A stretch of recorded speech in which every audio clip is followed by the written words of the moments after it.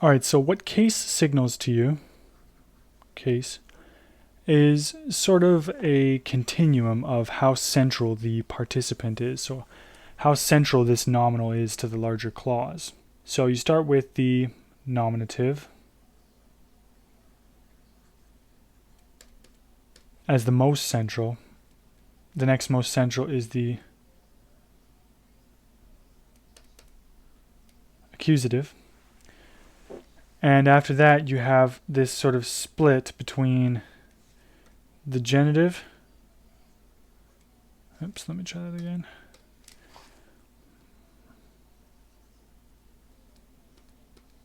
The genitive and the dative. So if you had a clause, you would have the nominative as the central participant. The accusative is the next most central participant in most cases. And after that, either genitive or dative will be the next most central. So the way you can think about each of these is in terms of this centrality.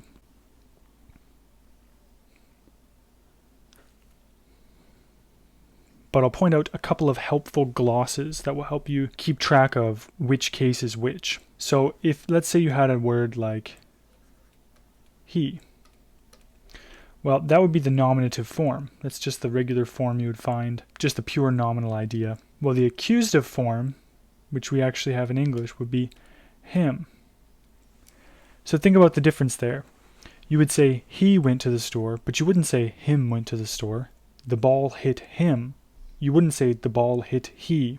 So that shows you which participant is more central in the clause. So if you have him and the ball, well, you know that the ball is going to be more central.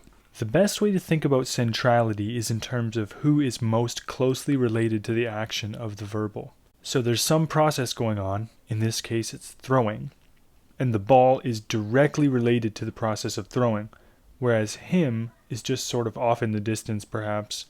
Whereas in the example of he went to the store, he is the nominal most closely related to the action of the verb. He's the one that went. The store is perhaps a destination or something like that.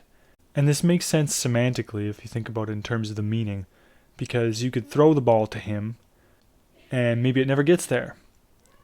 But you can't throw the ball to him and maybe it's never thrown. Or you can't go to the store but never go. Whereas you could go to the store and not make it. So I think centrality is a helpful concept in terms of trying to understand what's the most central participant in any clause.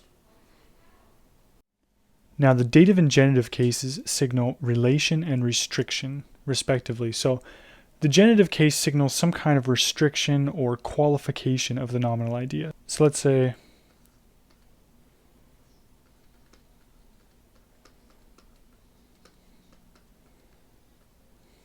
qualification.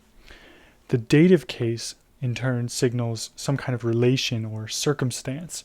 So let's say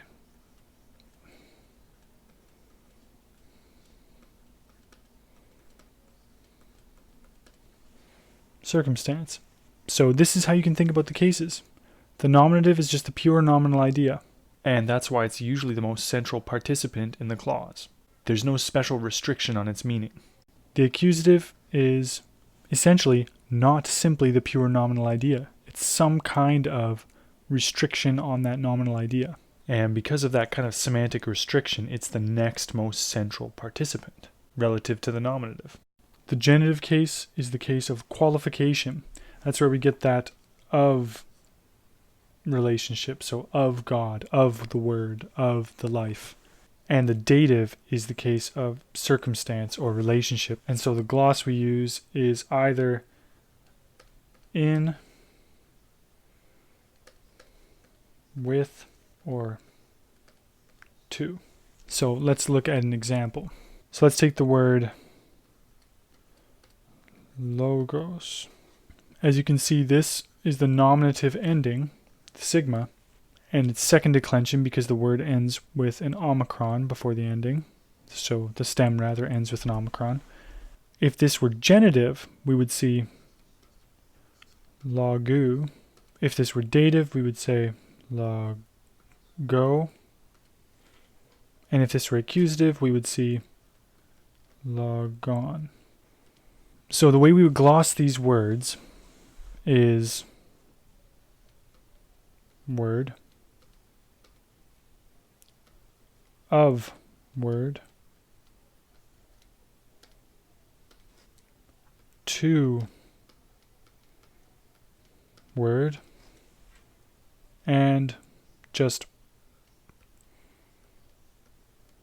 word. Keep in mind that if you see the nominative versus the accusative, you'll know that the nominative would be the more central, whereas the accusative would be less central. And that'll make a lot more sense when we start looking at clauses, but you need to know that difference.